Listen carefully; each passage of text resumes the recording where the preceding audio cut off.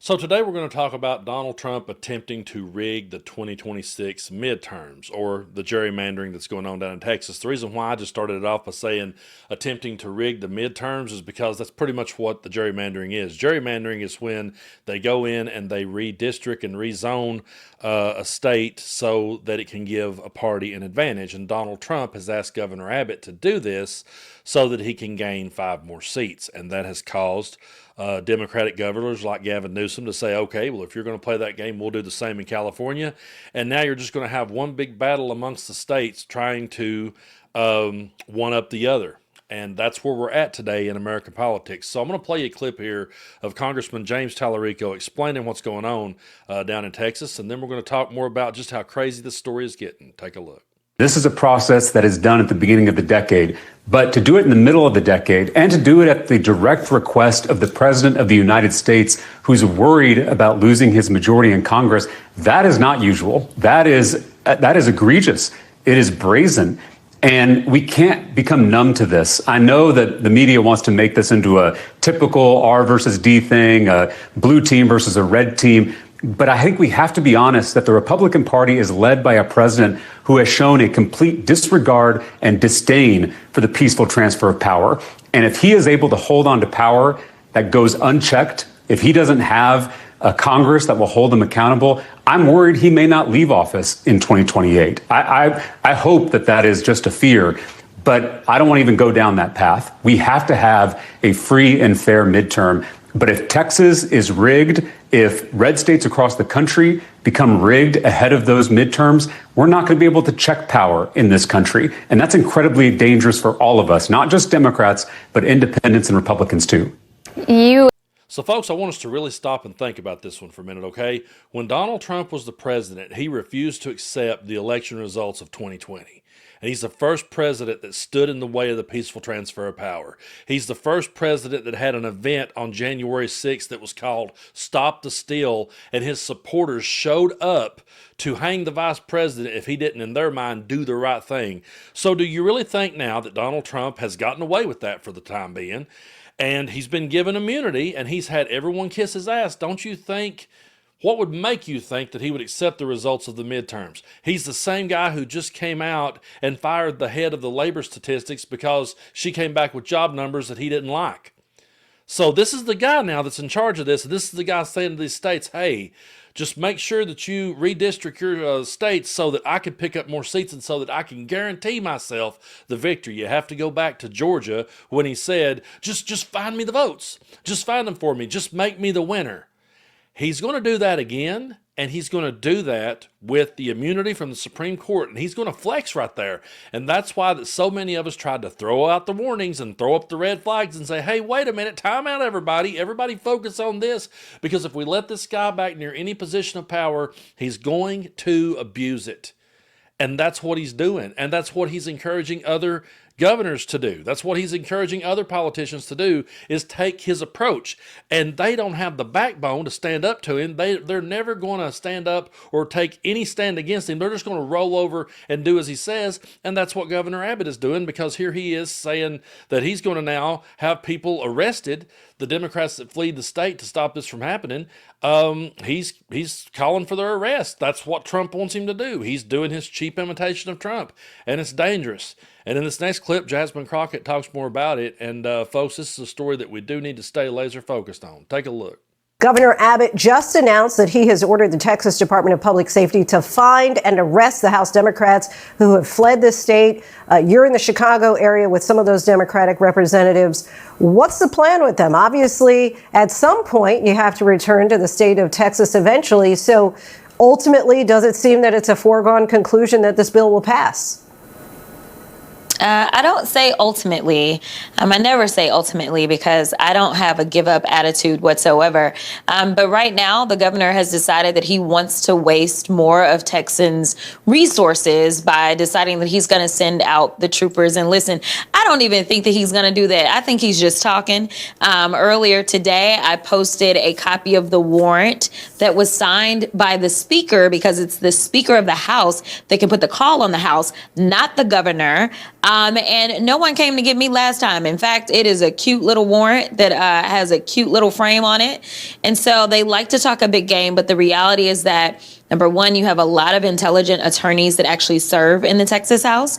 And so they know that there's nothing that he can do outside of the Texas jurisdiction to bring them in. This is one of the reasons they are in another state. His authority does not extend throughout the entirety of the United States. So he's just talking the big talk so that, he can rile up his base. Ultimately, what will happen, we don't know. I know that we've been in litigation since 2021 over the current maps. I am one of the plaintiffs in that case, and I do know that the state the entire time has taken the position that they issued maps that were race neutral. And then all of a sudden, once they got a letter from the DOJ that talked about race, they somehow flipped the script and they decided that they wanted to do new maps, seemingly at their prompting. So now they're kind of dancing around their position, and now it seems like they're going to flip position. And folks, right as I sat down in this chair to make this video, I saw the news break that there's been a hotel bomb threat where the Democrats are staying in Illinois, and 400 people had to be evacuated, and everyone is safe from what I understand. But that was breaking, and also Donald Trump says the FBI may have to get involved in this, and they may have to start arresting these Democrats too. That's where we're at in this country, folks, and we should not be shocked or surprised, considering this is the same guy that wouldn't give Joe Biden the peaceful transfer of power that he deserved, the one guy that could not accept defeat and still hasn't accepted it. And do you honestly think he would accept it in the midterms? I'm not trying to bring down the room.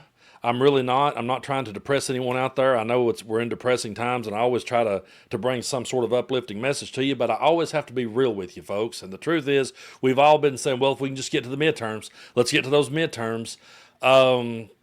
It's not going to do us any good to get there if the game is rigged when we get there. We can work out all day and get ready and go to bat, but if the results are predetermined before we get there, there's no turning that around. And so we really have to fight now to keep this from happening. And it just goes to show the kind of person Trump is and the kind of people that he props up. There's a lot of people like a Greg Abbott and like these, Republican governors in red states who are looking around going, oh, okay, well, that's the way we can play. And I consider that to be what should be the biggest warning is it's not just Trump. Hopefully Trump will leave in 2028. But like James Talarico said, we're not confident that he's even going to. No one can say with 100% confidence that he actually will leave.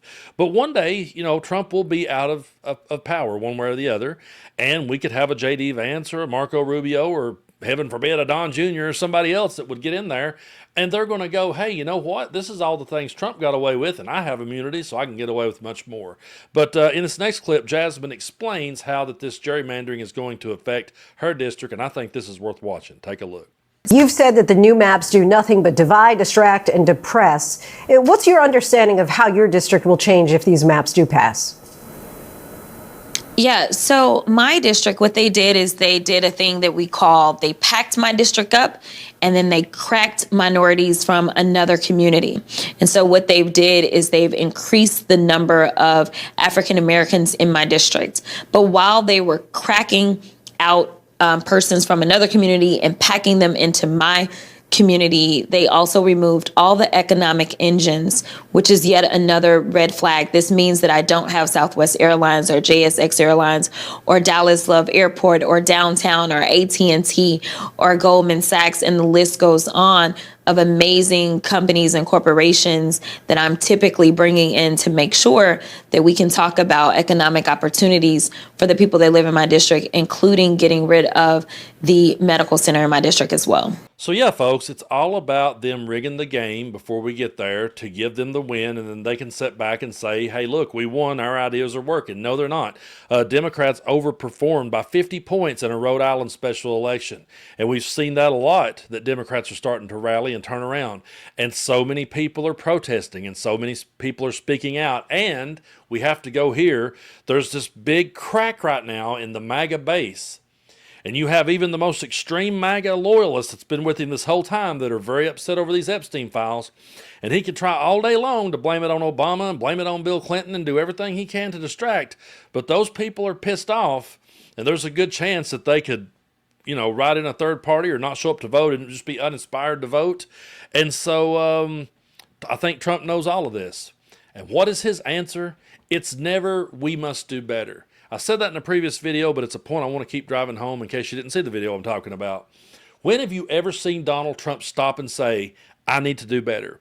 When have you seen Donald Trump stop and say, hey, we didn't get the job results we wanted. We didn't get the economy report that came back. It wasn't what we wanted it to be. So we're going to work and keep doing better. No, it's always, we're great. We're great again. It's great because I'm here. He never accepts any responsibility, and he sure as hell has never been able to accept defeat. And I think he sees it coming in the midterms, and he doesn't want to face it. And again, I'm not trying to bring down the room, but if he rigs the game for the midterms, he'll rig the game for the next president, whoever it is. And do you really think that he will? Do you honestly think that you would see Donald Trump sitting there welcoming in a Democratic president? We didn't see it before. I don't think we'll see it again. But we need to keep following this story. There is so much to unpack in it, so much happening so fast, and I think that's the whole point. But we can't get distracted. We have to stay laser focused, understand just how important this is. And like I say, those cult members that are diehard, you're never gonna get through to those people, but you can get through to those apolitical voters who just shows up right around election time to vote, and they vote Republican because their papa did. I think if we could start reaching more people like that and let them know what's going on and help them understand what's going on, then maybe we can start to turn it around. Reasonable people have to come together, and we have to throw out people that have lost all voices of reason. And yes, folks, I did see the clip of Chris Cuomo talking about how that he was wrong and he was waking up. And I'm not even going to waste my time doing a whole video on that. I'll just tell you that he's waking up in a cult. And that happens. When you meet up with the cult leader and they give you the good acid, you suddenly wake up and think the Beatles are talking to you. So that's pretty much what I think of that. And yeah, Cuomo, the Beatles aren't singing about you, buddy. You just woke up in a cult. You're bitter at the Democrats over your brother. And so, yeah, I'm not impressed with that at all. It's just, it's funny to me that at this point in the game, that's when he wakes up. Like now, after all this, you really came in late. You really came in like at the very last. When the whole ship was sinking, you woke up to, yeah, what a doofus. Don't waste your time on people like that. Try to reach the sensible ones and the reasonable ones that are left, and let's try to turn this damn thing around.